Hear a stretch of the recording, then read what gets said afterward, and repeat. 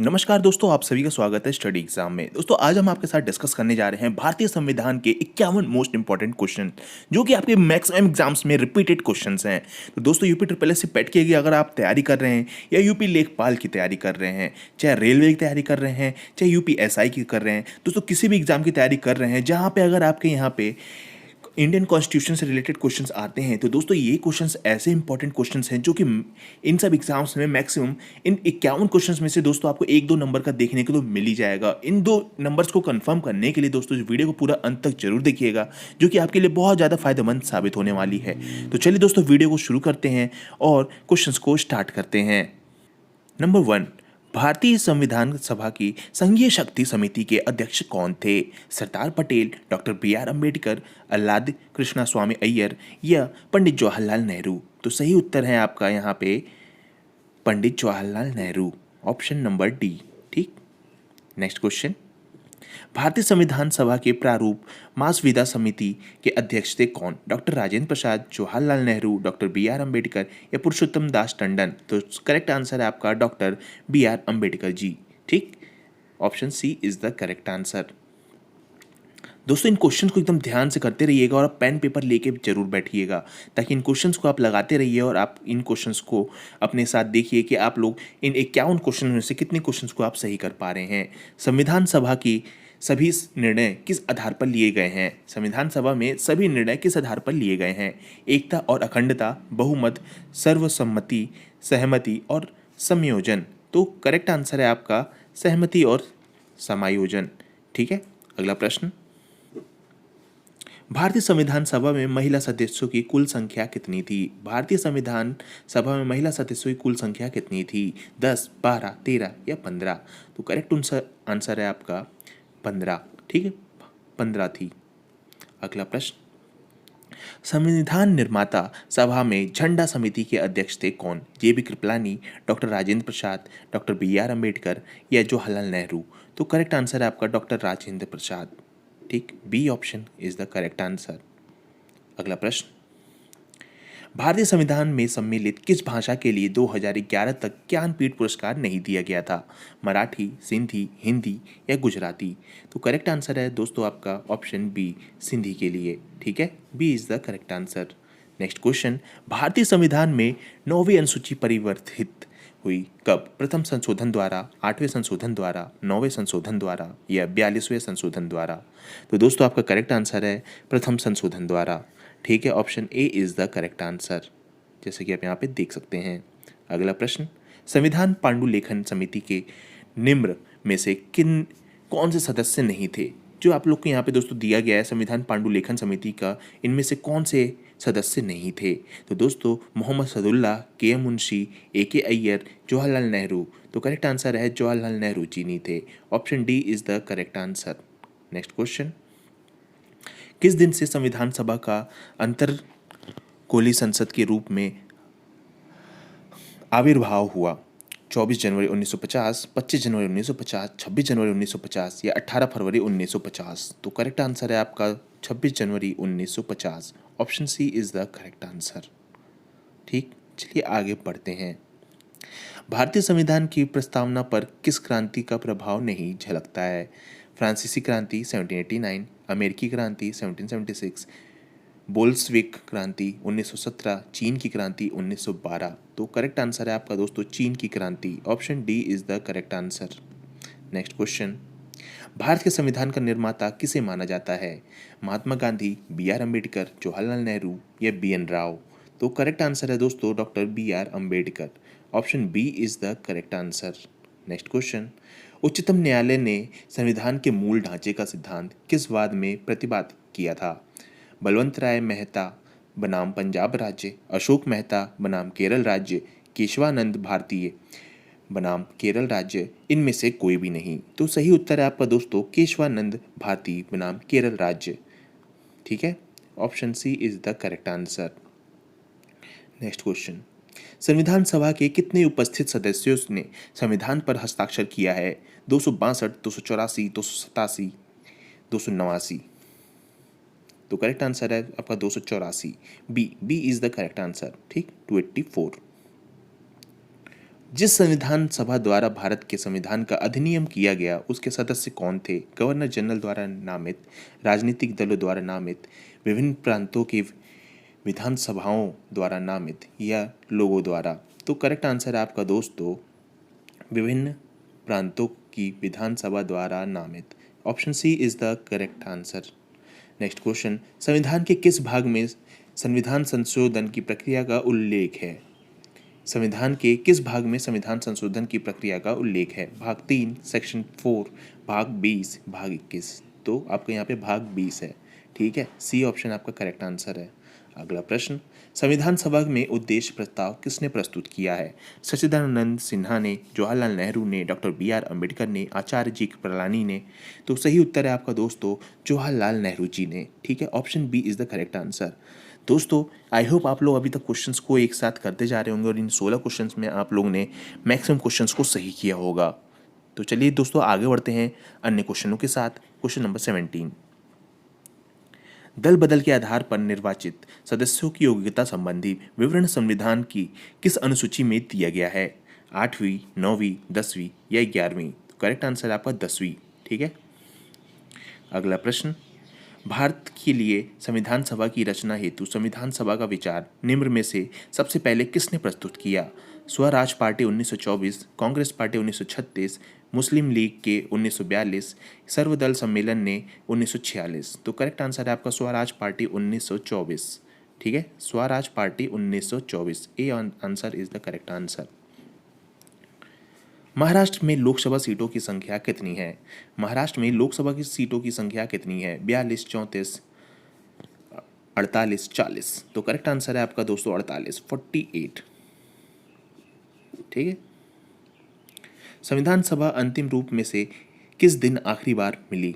26 नवंबर 1949, 5 दिसंबर 1949, 24 जनवरी 1950 या 25 जनवरी 1950? Correct answer है आपका दोस्तों 24 जनवरी 1950। ठीक, अगला प्रश्न, संविधान सभा द्वारा अंतिम रूप से पारित संविधान में कुल कितने अनुच्छेद अनुसूचियां थी? 375 अनुच्छेद, 7 अनुसूचियाँ, 387 अनुच्छेद, 7 अनुसूचियाँ, 395 अनुच्छेद, 8 अनुसूचियाँ या 395 अनुच्छेद, 10 अनुसूचियाँ? करेक्ट आंसर है आपका दोस्तों 395 अनुच्छेद और 8 अनुसूचियाँ। ठीक है, तो सी ऑप्शन आपका करेक्ट हो गया। अगला प्रश्न, 22वां संविधान सभा के प्रारूप मास विदा समिति के सदस्यों की संख्या कितनी थी? 5, 7, 9 या 11? तो करेक्ट आंसर है आपका दोस्तों 7। ठीक है, option B is the correct answer, 7 अनुसूची। ठीक, अगला प्रश्न, भारत के संविधान निर्माता भीमराव अम्बेडकर का जन्म कब हुआ था? 12 जनवरी, 18 फरवरी, 14 अप्रैल या 23 जनवरी? तो करेक्ट आंसर है आपका 14 अप्रैल। ठीक है, 14 अप्रैल को हुआ था। याद रखिएगा दोस्तों, इंपॉर्टेंट क्वेश्चन है, ये पूछे जाते हैं कि भीमराव जी का जन्म कब हुआ था? 14 अप्रैल को। संविधान की प्रारूप मासविता समिति के समक्ष प्रस्तावना का प्रस्ताव किसने रखा? Doctor BR Ambedkar, BN Rao, Mahatma Gandhi या जवाहरलाल नेहरू ने? तो करेक्ट आंसर है आपका जवाहरलाल नेहरू जी ने। ठीक है, तो इस चीज़ को ध्यान दीजिएगा, option D is the correct answer. Next question, Lok Sabha का उम्मीदवार होने के लिए न्यूनतम उम्र क्या है? लोकसभा की उम्मीदवार होने के लिए न्यूनतम उम्र क्या है? 25 वर्ष, 30 वर्ष, 35 वर्ष या 18 वर्ष? करेक्ट आंसर है आपका कम से कम 25 वर्ष होना चाहिए। ठीक है, अगला प्रश्न, निम्नलिखित में से राष्ट्रपति किसकी नियुक्ति नहीं करते हैं? मुख्यमंत्री की, अल्पसंख्यक आयोग के सदस्य की, भाषा आयोग के सदस्य या राज्यपाल आयोग की? तो दोस्तों यहाँ पे हो जाएंगे मुख्यमंत्री की। ठीक है, मुख्यमंत्री को हमारे राष्ट्रपति नियुक्त नहीं करते हैं। ठीक है, अगला प्रश्न, भारतीय संविधान को अपनाया गया है संविधान सभा द्वारा, गवर्नर जनरल द्वारा, ब्रिटिश सांसद द्वारा या भारतीय सांसद द्वारा? तो करेक्ट आंसर है दोस्तों संविधान सभा द्वारा। ठीक है, option A is the correct answer. अगला प्रश्न, किस राज्य में नगर पालिका का सीमा क्षेत्र अधिसूचित करने के लिए निम्नलिखित में से कौन सक्षम है? संबंधित राज्य का राज्यपाल, भारत के राष्ट्रपति, संबंधित राज्य का मुख्यमंत्री या राज्य विधानमंडल? तो करेक्ट आंसर है दोस्तों संबंधित राज्य का राज्यपाल, यानी कि option A is the correct answer. ठीक, अगला प्रश्न, संपूर्ण भारतीय संविधान के निर्माण में संविधान सभा को कितना समय लगा? 2 वर्ष 7 माह 23 दिन, 2 वर्ष 11 माह 18 दिन, 2 वर्ष 11 माह 14 दिन या 2 वर्ष 11 माह 23 दिन। तो करेक्ट आंसर है 2 वर्ष 11 माह 18 दिन। ठीक है, option B is the correct answer. Next question, Rajendra Prasad को देश रत्न की उपाधि किसने दिया? महात्मा गांधी ने, वल्लभ भाई पटेल ने, राजा राम मोहन राय या अली जिन्ना ने? तो करेक्ट आंसर है दोस्तों महात्मा गांधी जी ने। ठीक है, करेक्ट आंसर है आपका ऑप्शन ए। अगला प्रश्न, भारत का संविधान लागू हुआ था कब? 26 जनवरी 1950, 26 जनवरी 1952, 15 अगस्त 1948 या 26 जनवरी नवंबर 1949? तो करेक्ट आंसर है आपका 26 जनवरी 1950 में। ठीक है, option A is the correct answer. Next question, निम्नलिखित में से कौन सा प्रारूप महासंविदा समिति का सदस्य नहीं था? जवाहरलाल नेहरू, मोहम्मद सदाउल्लाह, के एम मुंशी या गोपाल स्वामी अयंगर? तो करेक्ट आंसर है आपका ऑप्शन ए, जवाहरलाल नेहरू। ठीक है, करेक्ट आंसर आपका जवाहरलाल नेहरू जी है। राष्ट्रपति का रिक्त स्थान भर लिया जाना होता है 1 महीने में, 3 महीने में, 14 दिन में या 6 महीने में? करेक्ट आंसर है दोस्तों 6 महीने में। ठीक है, डी ऑप्शन आपका करेक्ट आंसर है। अगला क्वेश्चन, अगला प्रश्न, किस भी विधि के लिए सर्वोच्च न्यायालय में परामर्श मांगने का अधिकार है? राष्ट्रपति को, प्रधानमंत्री को, उपरोक्त दोनों को, इनमें से किसी को भी नहीं? तो करेक्ट आंसर है दोस्तों आपका यहाँ पे राष्ट्रपति को। Option A is the correct answer. Next question, कार्यपालिका का प्रमुख कौन होता है? प्रधानमंत्री, राष्ट्रपति, संसद, मुख्य न्यायाधीश? करेक्ट आंसर है दोस्तों राष्ट्रपति, B answer is the correct answer. संविधान अनुच्छेद 74 के अनुसार राष्ट्रपति के कार्य के संपन्न करने के लिए एक मंत्री परिषद होगी और उसका प्रधान किसे बनाया गया है? प्रधानमंत्री को, राष्ट्रपति को, कैबिनेट मंत्री को या लोकसभा अध्यक्ष को? तो करेक्ट आंसर है दोस्तों प्रधानमंत्री को। ठीक है, option A is the correct answer. Bharat में लोकसभा किसकी प्रतिनिधित्व करता है? भारत में लोकसभा किसका प्रतिनिधित्व करता है? भारत के लोकसभा किसका प्रतिनिधित्व करता है? तो दोस्तों राज्य का विधानसभा का, भारतीय जनता का या राज्य के केंद्र शासित प्रदेशों का या राजनीतिक दलों का? तो करेक्ट आंसर है दोस्तों भारतीय जनता का। ठीक है, बी आंसर आपका करेक्ट आंसर हो जाएगा। अगला प्रश्न, भारतीय संविधान में नीति निर्देशक तत्व किसके लिए है? उच्च न्यायालय के लिए, भारतीय नागरिकों के लिए, सरकार के लिए या राष्ट्रपति के लिए? करेक्ट आंसर है दोस्तों सरकार के लिए। ठीक है, तो सी आंसर आपका सही हो जाएगा। अगला प्रश्न, किसी भी राज्य का संवैधानिक प्रधान किसे माना जाता है? राज्यपाल को, प्रधानमंत्री को, मंत्रिपरिषद को या राष्ट्रपति को? करेक्ट आंसर है दोस्तों राज्यपाल को। Option A is the correct answer. Next question, संविधान सभा ने संविधान को अंतिम रूप में किस दिन पारित किया है?